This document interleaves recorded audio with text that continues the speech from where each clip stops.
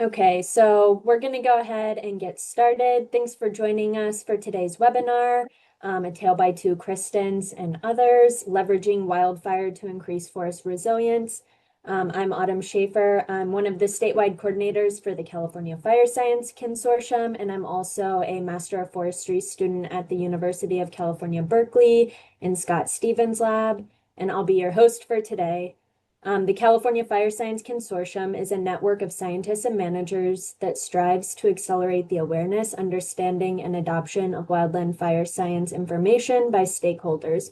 We're one of 15 exchanges funded by the Joint Fire Science Program. You can find more information and links to your local exchange by visiting the Joint Fire Science Program website, firescience.gov. A few housekeeping items before I introduce today's presenters. This webinar is being recorded and we'll post it on the California Fire Science Consortium website and YouTube channel. And then following today's presentation, there will be a Q&A session. Please feel free to add any questions you have to the Q&A chat throughout the presentation. So today's talk, again titled A Tale by Two Kristens and Others, Leveraging Wildfire to Increase Forest Resilience, will be presented by Kristen Wilson and Kristen Shive.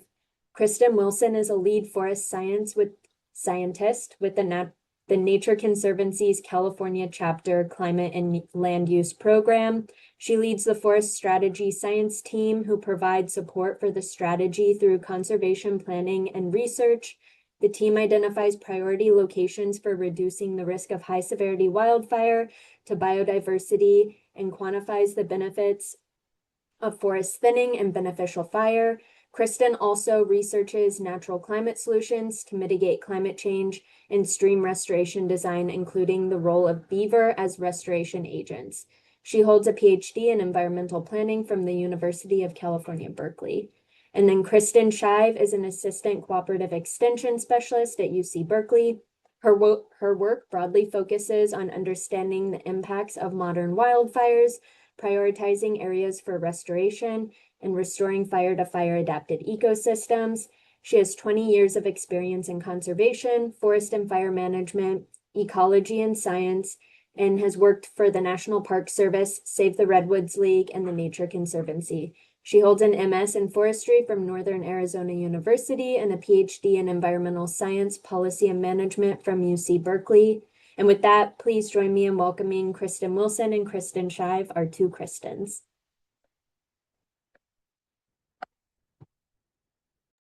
All right. Hi, everybody. I'm going to kick this off. I think I just shared the wrong screen. It's my MO. All right, there we go. Okay. So thanks for that great introduction, Autumn, and thanks everybody for hopping on this webinar. She already introduced us quite well. I also want to mention all the co-authors. So we're presenting two papers. I'll present the first one, and Kristen Wilson will take on the next one. I just grouped all the co-authors here as the others that are there in the title. And to jump in, we are telling a tale here. So once upon a time, we all know historically frequent fire forests of the U.S. looked very different than they do now. And now with all the densification and increased woody debris, you add climate change, and we're getting these very severe fires at scales that are just well beyond what the ecosystem is adapted to. And that's not good really for forests or for people. And so the occurrence of all this extensive fire has really prompted two primary responses, particularly from like sort of the forest management side, policy side, et cetera. And the first is really kind of like reactionary, right? So we get these large areas of high severity. There's big concerns about forest loss. And so there's been a lot of effort into doing reforestation in these areas. And both the state and the federal government in California have been putting a lot of resources into trying to get more reforestation done and address challenges to the reforestation pipeline. The other thing, of course, that's prompted is, is a sort of a preventative response saying, okay, well, we don't want this to happen elsewhere. So we really need to get on it and work on restoring all these long unburned forests that are at risk of burning at high severity. The Forest Service has their wildland fire strategy, and the of course, the state has entered in a partnership with the Forest Service, the roadmap to 1 million acres, trying to trade 1 million acres per year by this year. But I'm sure they're continuing those goals as we go. And when we think about those, it's really kind of the standard tools, right? So mechanical treatments, prescribed fire and pile burning, as well as manage wildfire. And these are the things that we use to kind of restore the forest structure to make them less susceptible to severe fire. But what we're kind of going to get into today is what if we kind of combine post-fire response and prevention by figuring out how to leverage wildfire. And so I'm going to give a little example here. This is a fire footprint from the 2021 KMP complex in the southern Sierra Nevada of California. And you can see the gray outline is that outline of the fire perimeter. And then the colors there that are the subset of the fire perimeter that burned in the historically frequent fire forest types. So for us, that's the mixed conifer forest and yellow pine. And that very dark blue, almost black color is the high severity, and the lower to moderate severity are in those lighter blue colors. And these are the areas that we are sort of considering beneficial fire. And I do want to take a second to note that, of course, this, in a lot of cases, these are first entry fires, and one beneficial fire is not necessarily enough to fully restore forest structure, but they can have benefits. I also want to give the caveat that, of course, at the very, very low end of low severity, you may have had so little impact, it's sort of barely like anything happened. At the very high end of moderate severity, you may have killed so many mature trees that these aren't really the effects you would have wanted as a quote unquote treatment. But what these areas have in common that are really important is that they generally have surviving mature trees, and they have reduced surface fuels, generally pretty across the board. And so, as I already mentioned, the focus sort of to date after a wildfire happens is to really run into those areas and figure out where you need to plant and get started on that sort of those long processes of compliance and ordering seeds and seedlings and all of that so that you're not losing forested area. But of course, these fires are also burning with tremendous amounts of that low to moderate severity fire. So, you could think of these as the good areas of overall quote unquote bad fires, and overall bad just in the sense that they were, not desired and did have high severity fire effects and potentially other really negative effects on people like home loss and even life loss. So if we shift that focus to thinking about what these fires can do for us, I mean, one way is to use them as sort of the recently burned areas anchors, and Kristen Wilson's going to get a bit more into that. And the other way that I'm super interested in is how we, can think about these wildfires as a first entry, sort of initial treatment that can be capitalized on. And so to really highlight the potential for these opportunities, I think our frameworks really apply to all the frequent fire forests of the Western U.S., but we use sort of a case study in the Sierra Nevada of California, focusing specifically on our yellow pine and mixed conifer forests that, historically burned every 5, 10, 15 years. We got those spatial data from CalVeg layers. It covers about 2.3 million hectares. And the time frame that we used was from 2001 to 2022. And we picked that from some work that Malcolm North had done, suggesting, that if you take 2 times the average, fire return interval for these systems, that's probably about the amount of time for fuels to reaccumulate and get to be extremely hazardous again. This is probably a little bit generous. It's probably closer to 10 years. A lot of different studies are starting to show, but we wanted to sort of take the most optimistic view. And so we used that 22-year window for sort of treatment longevity. And so I'm going to cover this first paper that we put out called Leveraging Wildfire to Augment Forest Management and Amplify Forest Resilience. It came out last year. And I'm going to really hit the highlights because there's 2 of us going today, but you can see the paper for more details. And our basic goals, though, were strictly just to quantify the amount of potentially good fire. Like, what I just explained, that there's a lot of low moderate is kind of a no-brainer, but just how much is that really? We also then wanted to compare that with active management treatment, see how we're doing with active management and how that compares to the amount of beneficial fire. And then look at those 2 together to understand forest condition across the range. Then next up will be Kristen number two. And I want to stress that in my mind, she's Kristen number one, but she's number two just because of the order of our talks today, because she led the subsequent paper that we worked on together, the Pace and Scale Challenge, leveraging wildfire footprints to increase forest resilience to future high severity fire. And in this one, we're sort of really trying to operationalize a lot of these ideas. And so she's going to cover, oops, excuse me, I got some a little bit of a goof there, but she's going to introduce a framework for increasing the resistance to high severity, thinking about the alternative pathways to increase that resistance, quantify those opportunities at the pod scale, and discuss some needed regulatory changes. So for my section, that first objective is just quantifying how much good fire might be out there.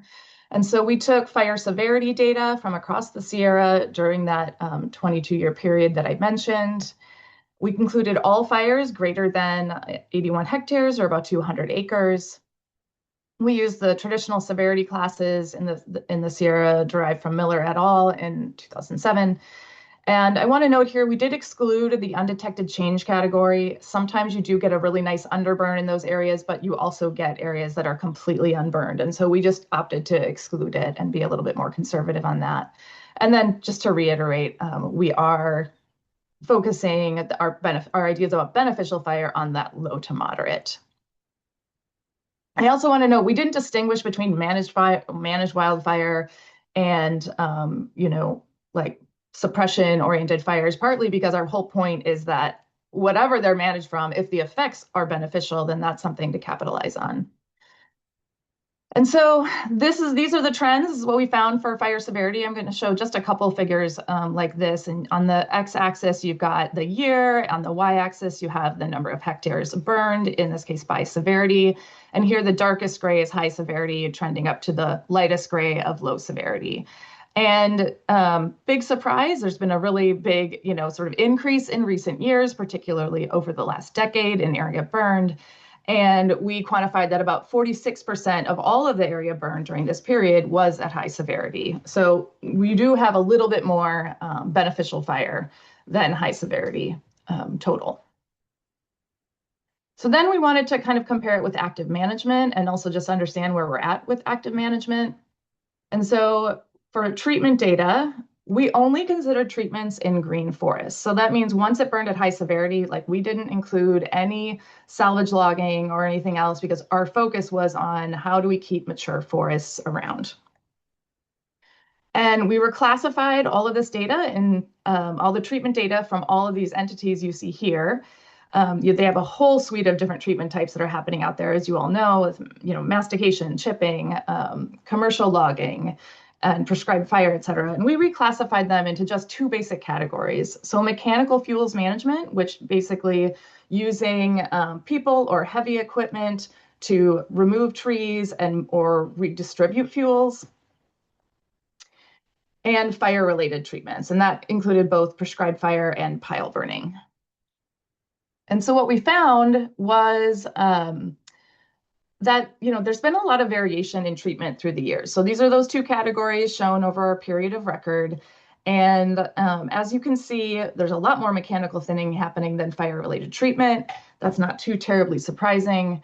I do want to point out one thing we were surprised about was that we didn't see a sharp increase in pace and scale near the end of our study period, given how much effort has been going into doing just that by both the state and feds.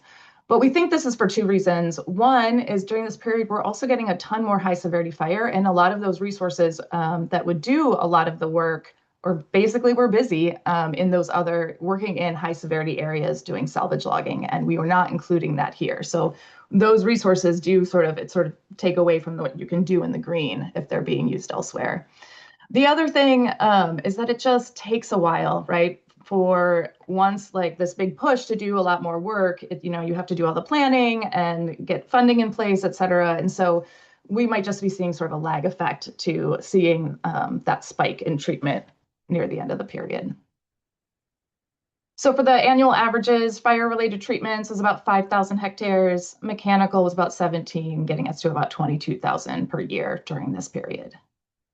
We also looked at this by the major landowners. So here it's shown, the treatments are shown by Forest Service, private landowners, which includes industrial timber owners, as well as the National Park Service. And in the paper, we go into like kind of a little bit more detail on some of the interesting trends here, but just to highlight a few really quickly, it's interesting. We're definitely seeing a lot more fire-related treatments on Forest Service land. I've also noted that there's sort of been a resurgence in recent years of doing fire-related treatments on private land, and I suspect some of that is due to the increase in prescribed burn associations, as well as a lot more funding being available for private landowners to do this kind of work. And then also just wanted to note that people are diversifying their approach. As much as the Forest Service is doing a lot more fire-related treatments, the Park Service that traditionally used almost exclusively fire-related treatments has really embraced a lot more mechanical thinning in their boundaries. And so when you compare these side by side, though, it's when it really, I think this is a very telling figure, because it just shows you how much fires are dwarfing the work that gets done by the active management. And so 9 of the 22 years, there was more good fire, the low moderate, than treatment being done. And it basically ends up being, there's 20% more good fire than all the treatments. But if you compare that, the good fire, good beneficial wildfire, only to fire-related treatments, the good wildfire basically is treating 9 times more area. So it's really a considerable amount more than we can do. And these call-out boxes are just highlighting how different the amount of area can be. So finally, we wanted to take all that data, put it together spatially, and estimate how the combination of wildfire and treatments might be influencing forest conditions across the range, which we then could use to identify opportunities, which Kristen Wilson is going to get into next. So very broadly and briefly, we classified the resistance to high severity fire by basically by disturbance history within our 22-year period, and tried to understand how that varied across the landscape. So specifically, we defined these 5 classes. One is that an area likely has high resistance to high severity, and these are areas that have had at least 2 restorative disturbances. We define restorative disturbances as lower moderate severity fire, a fire-related treatment, or thinning. But to be high resistance, one of those 2 or more treatments has to be fire. And that's because of how much the literature has shown that that need for a fire to take care of surface fuels is really critical in terms of reducing future fire severity. And I should have said that all of these classes were derived from what we've seen in the literature in how these disturbances impact these forests. Moderate resistance is one fire-related disturbance. It could be low or moderate severity fire or a fire-related treatment. Low resistance was 1 or more mechanical treatments. Since it lacks that treatment of the surface fuels, we wanted to rank it lower than areas that had that work done. No resistance, it was an area with no disturbance during the study period, and then loss of mature forest cover, that wasn't our target, but we wanted to account for it. And that's 1 or more high severity fire. And so this is what we got. This is the whole range classified. Again, the orange is that no resistance, and it's about 47% of the range. So no surprise, there's still large areas that have had no beneficial disturbances and are probably heavily fuel loaded for this forest type. But about a third of the range has some level of resistance, which is pretty encouraging. 24%, a quarter of the range, has moderate or high. So these are really great areas that offer for opportunities to leverage the good work wildfire did. We detected about 19% loss of mature forest, and 9% of the whole range is that's within these high severity patches is at least 61 meters or 200 feet from a live tree edge and may be sort of concern. We ended up not publishing it, but I did want to mention we also looked at the areas with that have had repeated high severity fire as areas more likely to experience type conversion, and those were mostly concentrated in the northern Sierra that's just had so much fire activity in the last couple of decades. I guess and in the paper, we also sort of highlight a couple of regions where we kind of pull out and talk about what is going on with some of those trends. And I mentioned there's just been so much fire activity in the far northern Sierra, and so much of it has burned at high severity that it really stands out for that reason. The Central Sierra we highlight, it's the Yosemite area where they've done a ton of managed wildfire and a lot of prescribed fire. The Stanislaus National Forest also has done some managed wildfire and prescribed fire. And so you see, there's a big patch of red in there, but there's also a lot of that teal color where there's some resistance. And then finally, we kind of highlight in the Southern Sierra where you have a lot of mature forest loss in a pretty narrow elevation band of this forest type. And that's having really big impacts on things like Pacific fisher and habitat and giant sequoias. And so with that, I will shift over to Kristen Wilson. All right, great. Can you hear me okay? Mm-hmm. Awesome. So my name is Kristen Wilson, and I'm excited to follow up Kristen Shive's presentation and build a little bit more on the idea of leveraging wildfire footprints. So working alongside wildfire footprints and also working within recent wildfire footprints. The main goal being to increase the pace and scale of work so that these forests are able to resist future high severity fire, that when a fire comes through in the future, which it probably will happen, that you're not losing all your trees in these big high severity patches. Before I dive into the presentation, just a little bit about myself. I've been working at the Nature Conservancy for more than a decade, and two things have really changed, I'd say, in the last 5 or 6 years. And one of those was just the scale of the wildfires that are happening in terms of size. And Kristen pointed that out in her presentation with those 2020 and 2021 years where we had really big fires in the Sierra Nevada, like the Dixie Fire that were going from the west to the east slope. And that really made me sit back and think about the work that we were doing in green forests, trying to get ahead of these wildfires and really wondering, how can we do more, or how can we address the need at the scale that is the scale of these big wildfires, basically. So that was one thing that was sort of a big shift in, I'd say, my thinking in our forest strategy at the Nature Conservancy, where we're now, trying to figure out how to leverage the good work that wildfire is doing to the degree possible. So that's one, big driver. And then for me, the other one is, Kristen mentioned this as well, that recent science is really showing you need to follow up thinning with beneficial fire treatments so that you're addressing the surface fuels. That's just a super important point, and one that, if we're talking about building resistance to high severity fire, we have to increase the amount of beneficial fire work that's happening, whether that's prescribed fire or cultural burns or managed wildfire. I think our forest strategy also at the Nature Conservancy is recognizing really the importance of beneficial fire and leaning in that way. So just a little bit of background on my experience and what's kind of driving some of my thinking in this research. All right, here we go for the presentation. Okay. As Kristen mentioned, I'm going to talk about the second study here that we did together, and it was titled The Pace and Scale Challenge, Leveraging Wildfire Footprints to Increase Forest Resilience to Future High Severity Fire. And so this was published in Forest Ecology and Management in 2026. And one of the co-authors is here with me, John Williams, and some of the other co-authors, were Malcolm North.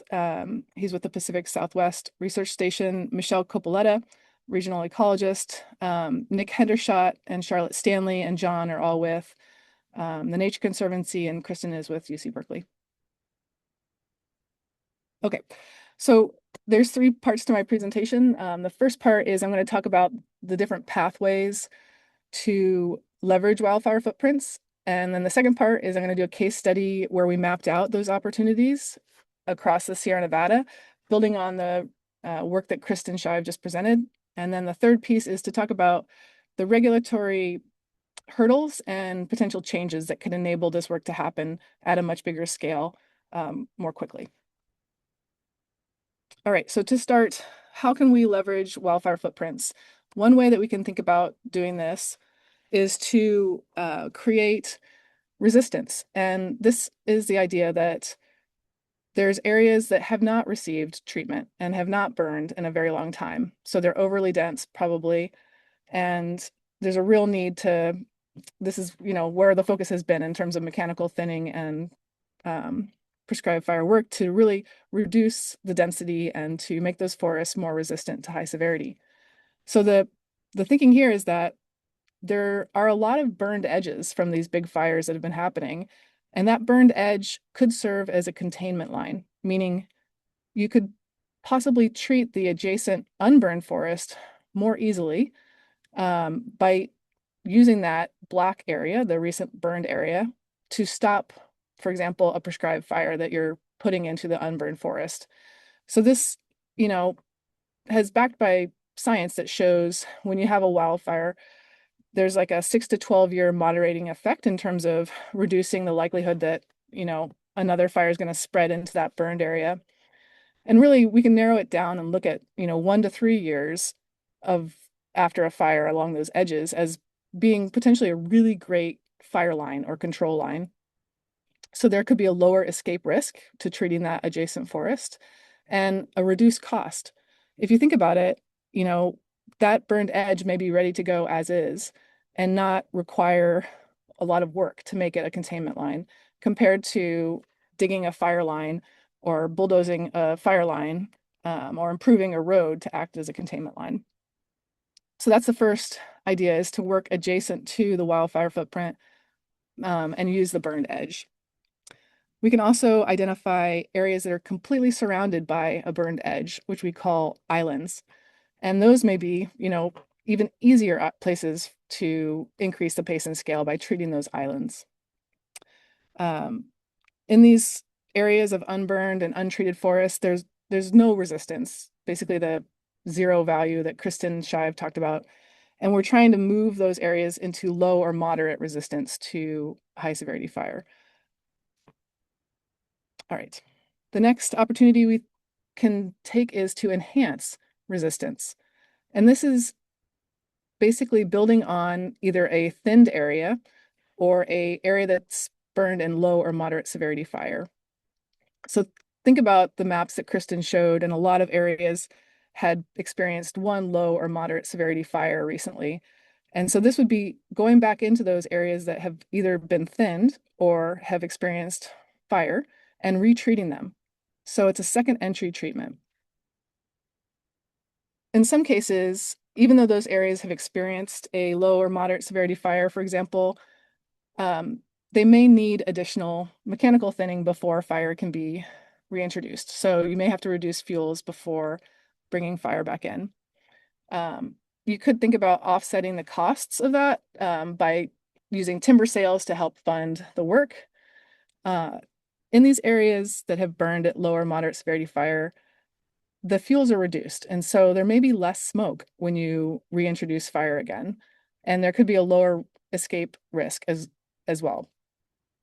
And one of the ideas I think that we put out there as well is that these might allow for a broader burn window, meaning because of the reduced fuels, you may be able to open up your burn window a little bit more in these places where you're burning within the burn. So just to be really clear, the low resistance areas have received like one thinning treatment, and we're trying to push them to moderate by bringing beneficial fire in, whether it's prescribed fire, cultural burns, or managed wildfire. And the areas of moderate resistance right now, those have experienced one low or moderate severity wildfire. And we're trying to push those into a high resistance category. All right, and then the third pathway, so we've done create, that's using burned edges as containment lines. We've done enhance, that's second entry treatments in either thinned areas or areas that have experienced beneficial wildfire. And the third one is, the third pathway is maintain. And in the maintain pathway, it's really focused on building a positive feedback loop of areas that have had two or more beneficial disturbances. And as Kristen mentioned, one of them is fire. And these places are approaching target conditions. And you're thinking about how to maintain the periodic use of fire to sustain biodiversity. And the example that's commonly talked about is the Illilouette Creek in Yosemite and how managed wildfire has been used there to create a lot of biodiversity and different habitat types, from meadows to forested to other types of habitats. And you may be thinking, oh, well, this is, Yosemite and it's different than the rest of the Sierras, but how do we think about areas that have really already high resistance, maintaining that high resistance, so not losing it over time? Okay, so those are the three pathways: create, enhance, and maintain. And you can think about moving along those pathways and you're trying to get to that final stage of high resistance to future high severity fire.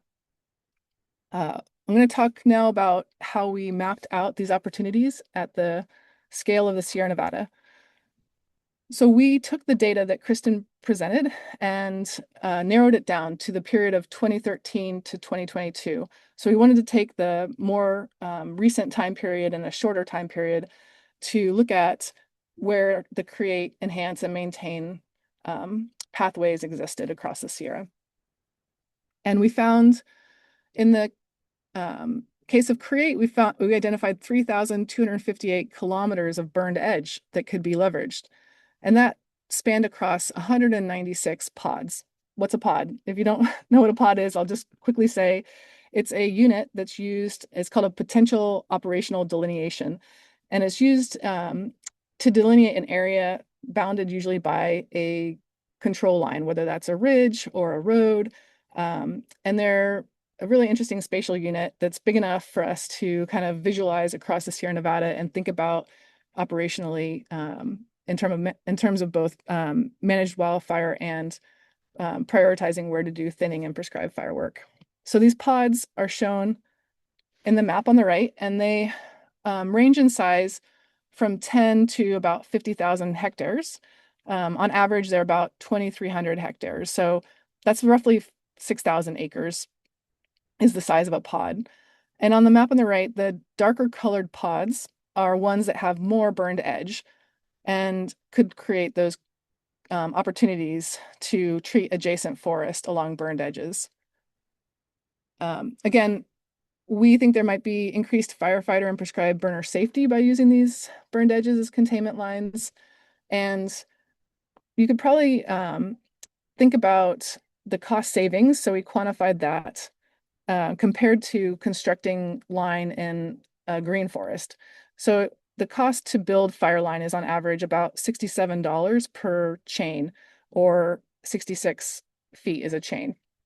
So taking that cost, how much would that burned edge that we calculated, the 3,000 kilometers, save you?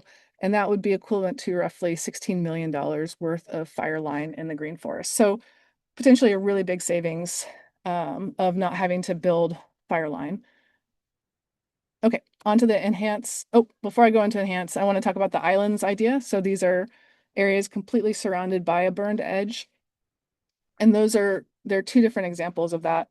One is areas that have no resistance, so they're untreated and unburned. And we identified 4 different pods that have islands of untreated or unburned areas. Those are shown in purple here on the left map. And we can also think about areas that have low resistance. They've had one thinning and they're completely surrounded by a burned edge. And we only identified one pod with that opportunity. But these are, really interesting, unique opportunities where your area that you're trying to manage is completely surrounded by a burned edge. Have had some interesting discussion after this paper about these islands and thinking about what's in those islands and which ones to treat, for example. Okay, on to the enhance and maintain. The enhancing idea, again, is to retreat or do a second entry in areas that have received either one beneficial wildfire or one mechanical treatment. And the big, big, big take home here is that the biggest opportunity we have is in areas that have experienced one beneficial wildfire. There's 300,000 hectares across the Sierra Nevada that could be retreated. And you could think about reburning these areas in 5 to 10 years. So that's pretty quick time window, but a huge opportunity to enhance the resistance in these areas. And the maintain, again, is where they've experienced 2 or more beneficial disturbances. And that opportunity is also very large, 100,000 hectares. So those 2 alone, places that have 1 beneficial wildfire or 2 or more beneficial disturbances, are huge areas to work in. In contrast, the 1 mechanical treatment area covers about 43,000 hectares. So a much smaller area, but still an opportunity. The map on the right is a little complex, so let me describe it. We're trying to identify big areas where we can enhance and maintain resistance.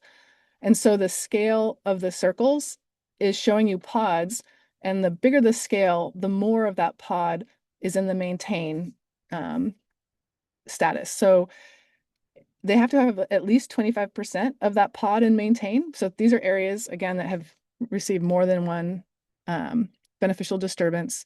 And then the color is showing you the amount of enhance within those scaled circles. So these are the biggest opportunities for leveraging the work of wildfire in terms of retreating burned areas. And the map is showing you 95 different pods across the Sierra Nevada where these opportunities exist. Okay, finally, the last piece, regulatory hurdles and fixes. So I'm going to cover what's working, what still slows things down in terms of potentially leveraging wildfire footprints, and then some potential policy levers. So what's working? Programmatic NEPA is working. That's helping to increase the pace and scale. Forest-wide prescribed fire projects, also allowing a lot more prescribed fire to happen more quickly. And then both fire management plans on National Park Service lands, and then the wildfire maintenance zones in the Forest Service plans, some of the Forest Service plans in the Inyo, Sequoia, and Sierra in the Southern Sierra area. Those are potentially allowing more managed wildfire to occur. So that's great. But what really can still slow down these opportunities to leverage wildfire footprints are project by project NEPA, the Endangered Species Act, and then Clean Air Act compliance. So while we think there's a huge opportunity, there's some policy changes that need to happen to allow this work to scale up and to be done efficiently.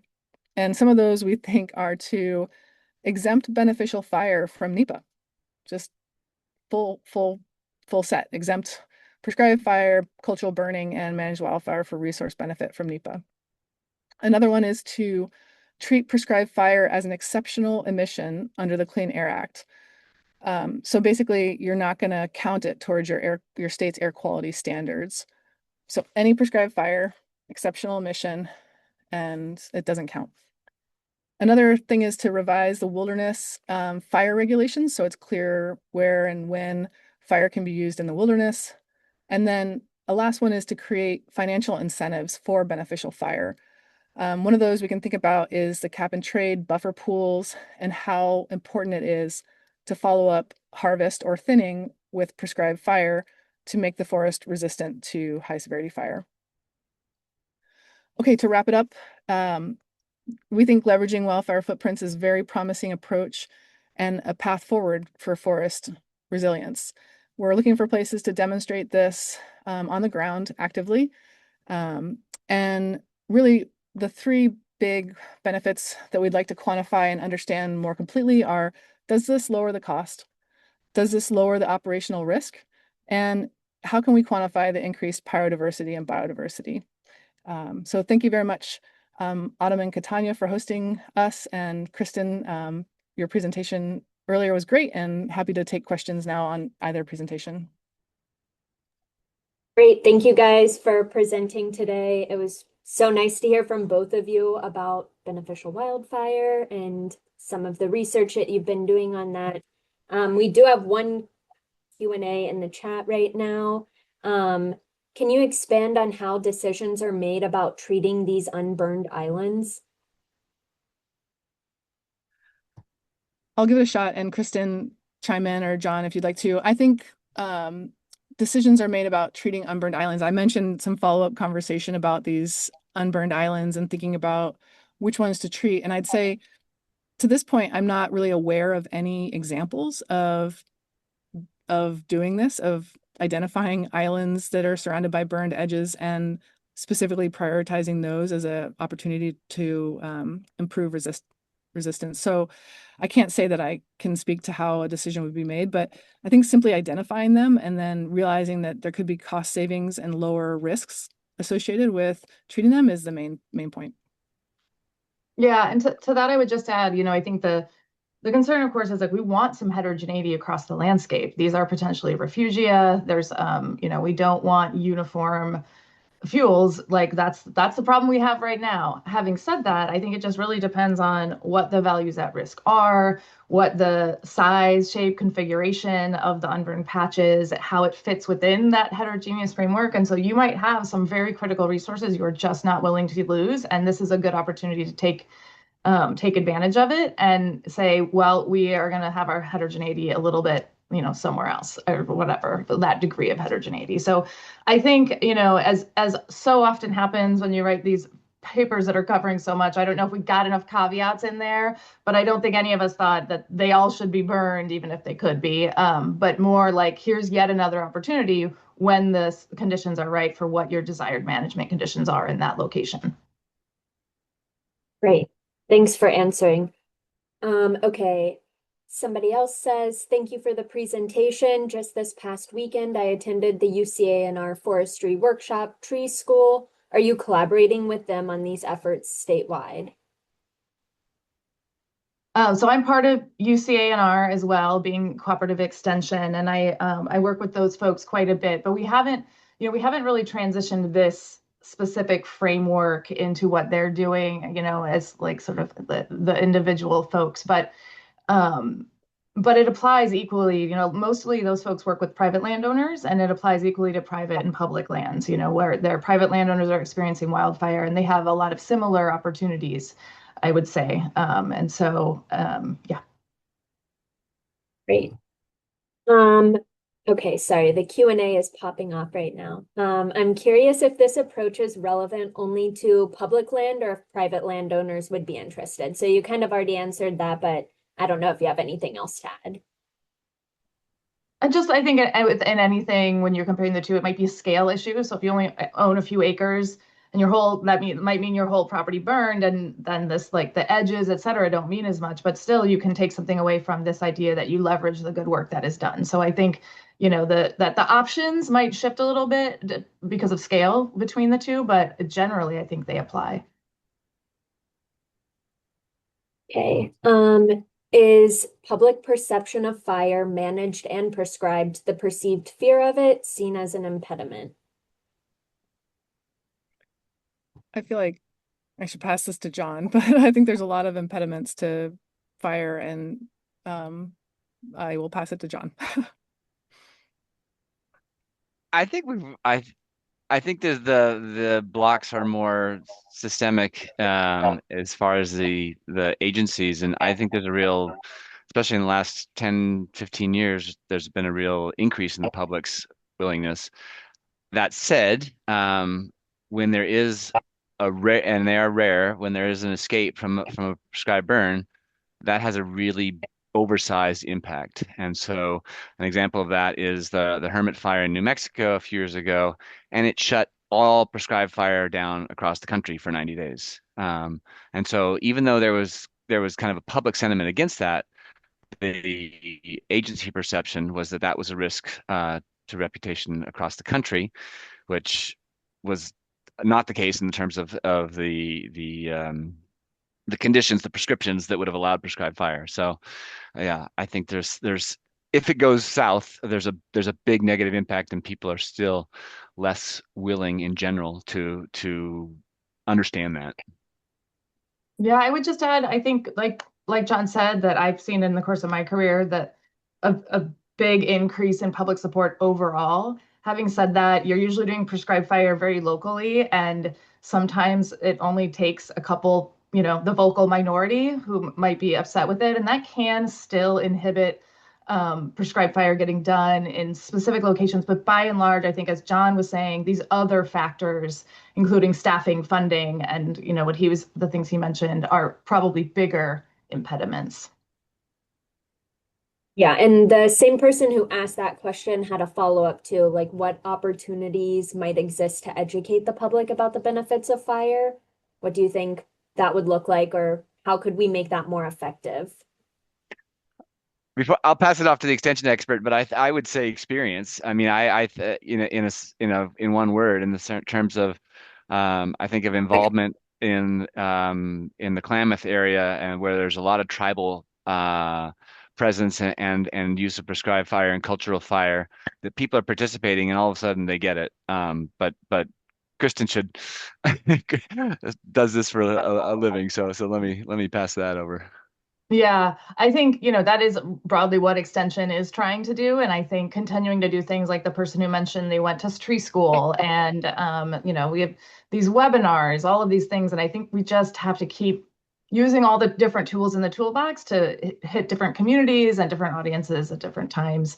It just has to keep going. But I do think, like John said too, like with having experienced folks around you to be able to educate locally is also huge. Okay, for both Kristens, these are awesome papers and projects, and I think most of us in the fire ecology and management world can agree we need more beneficial fire in the landscape. However, these ideas can be controversial to other groups, for example, private landowners or industry folks. Just wondering if you could each expand on how this work has been received and any interesting conversations, applications, or new ideas that have come up along the way. Okay, I'll give it a go. That's a great question. And I think there have been some conversations with private landowners a little bit, thinking about how to make these pathways happen on the ground. But it's early days. We just finished this study recently, and I think your point, the person's point about industry, and I'm thinking about private timberlands and the checkerboard is a challenge. And so one way we address that in the second paper is to look at what we called fire zones, which are strategic fire zones as identified by Malcolm North, and areas that managed wildfires use, so wildfire maintenance zones or different places where managed wildfire could occur, and identifying of those pods, which ones are like over 90% in areas where managed wildfire could happen. So trying to narrow down the places based on land ownership in part and allowances for fire that are kind of the lowest hanging fruit, if that makes sense, where the challenge of the checkerboard isn't right in your face.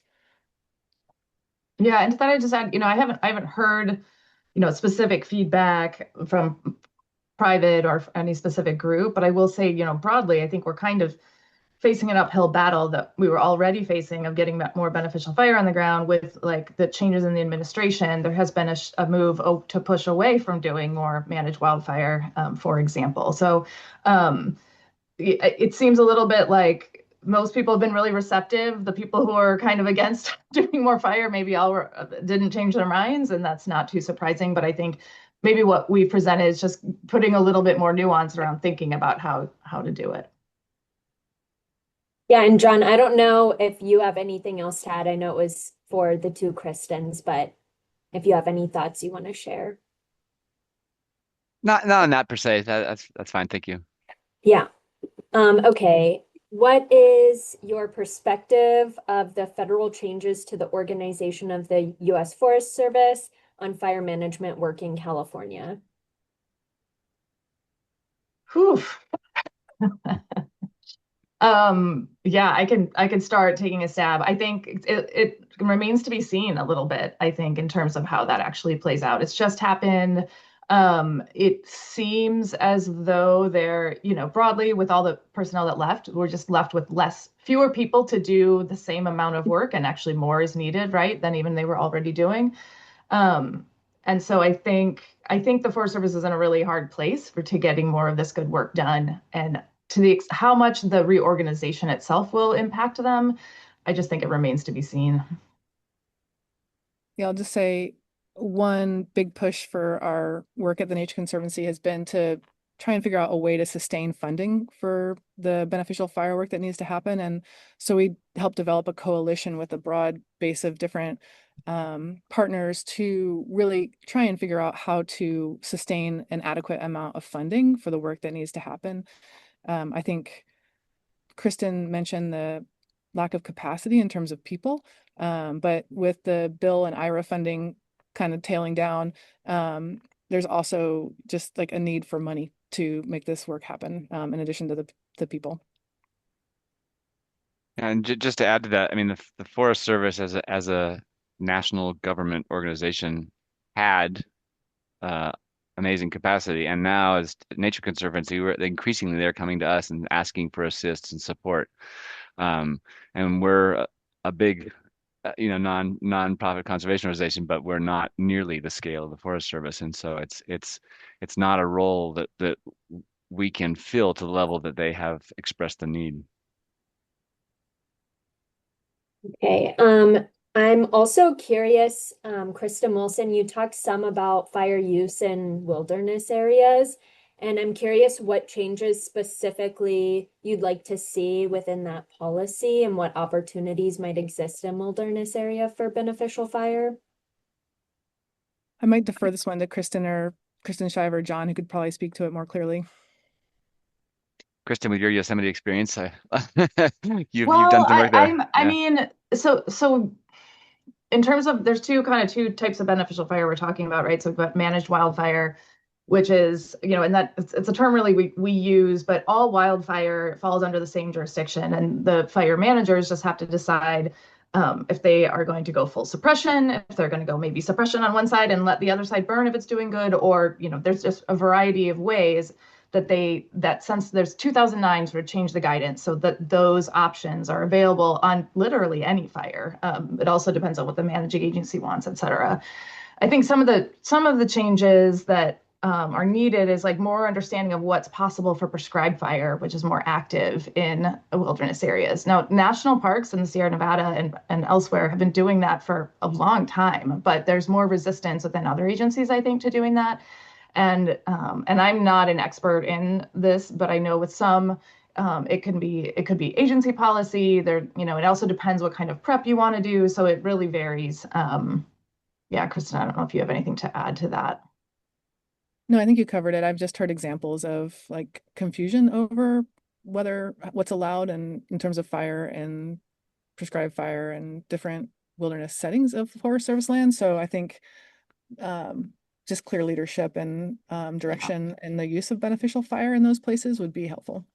Yeah, I and mean, just I should back up, and I think I may have not characterized that well. Like so, from the federal policy on how one manages wildfire, what I've said was true, where you have all these options. But that's what I meant by the individual entity, they may have zones that they say this is a full suppression zone, that where that's the desire versus this is a zone where we want that. And the more we can identify areas where the agencies would be happy to have managed wildfire, the more likely it is to happen.